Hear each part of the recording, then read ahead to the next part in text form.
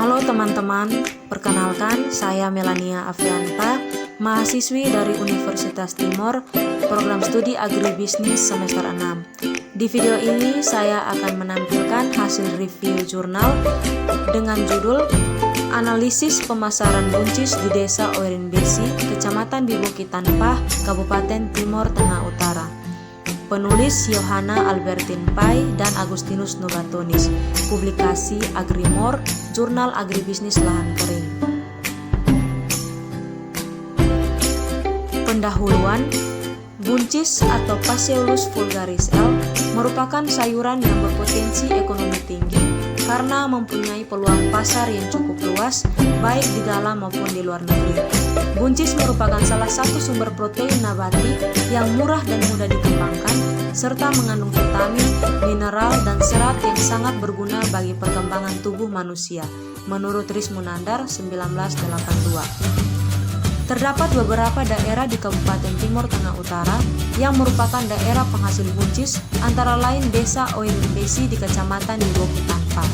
Pada tahun 2014, total produksi buncis di Kabupaten TTU sebanyak 48 ton dan Kecamatan Biboki Tanpah belum menghasilkan buncis. Data BPS Kabupaten TTU 2015.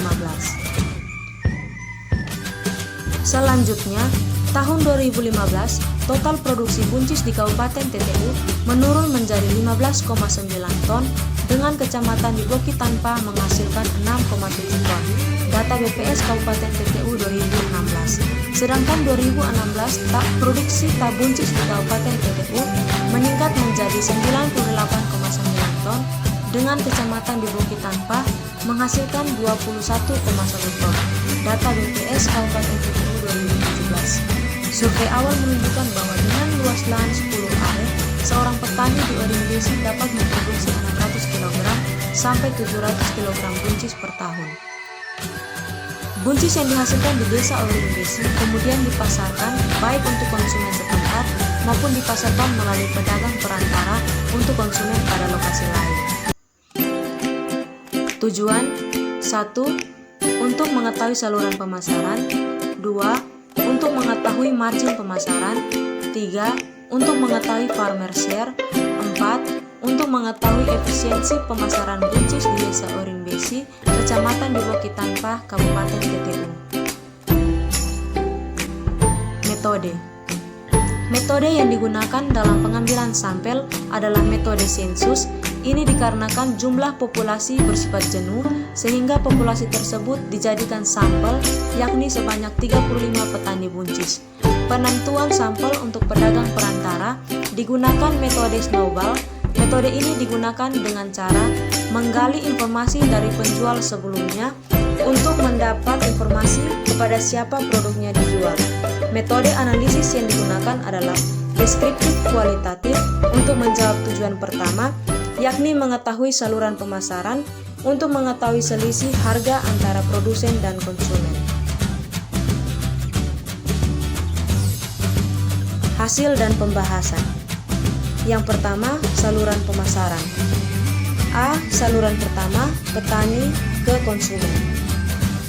Saluran pertama yang terbentuk adalah saluran di mana petani langsung menjual kepada konsumen di Desa Oirinbesi, baik di lahan ataupun pasar terdekat, yakni pasar Oinopo.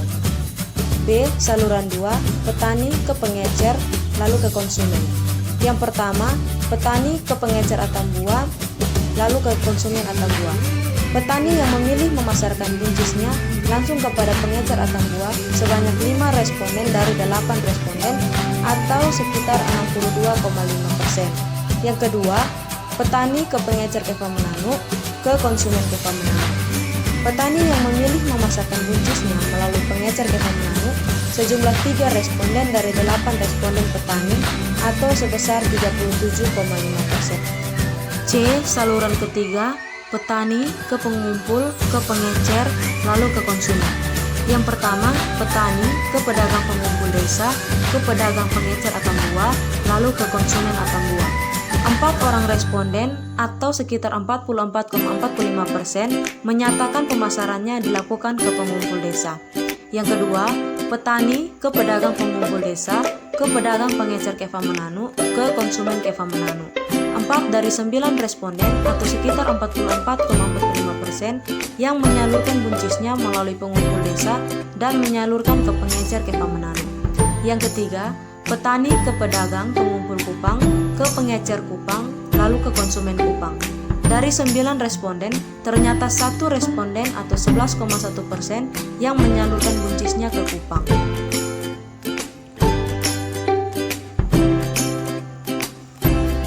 Margin pemasaran buncis.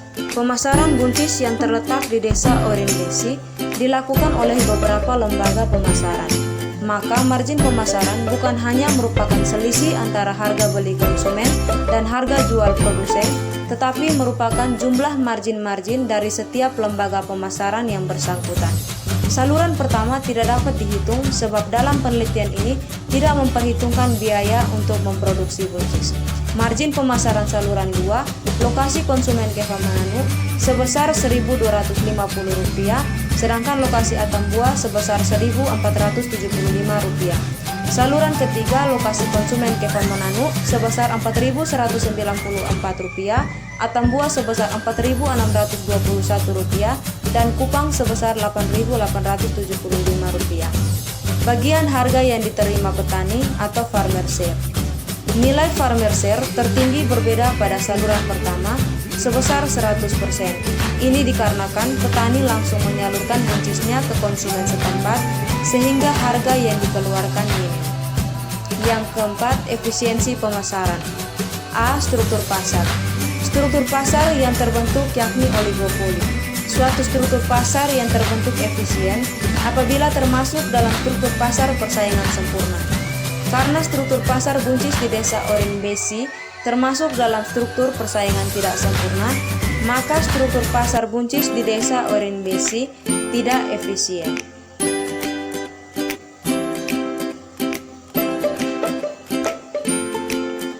B. Perilaku pasar. Petani tidak melakukan promosi melalui koran, majalah, radio, atau media lain. Promosi dilakukan dengan cara memamerkan keunggulan buncisnya apabila ada pedagang pengumpul yang masuk ke desa tersebut. Penetapan harga dilakukan dengan proses tawar-menawar antara pembeli dan petani, tetapi kebanyakan petani hanya sebagai price taker dan tidak adanya standar harga dari pemerintah yang membantu petani dalam penentuan harga. Hal ini menunjukkan perilaku pasar yang tidak efisien. C. Keragaman pasar.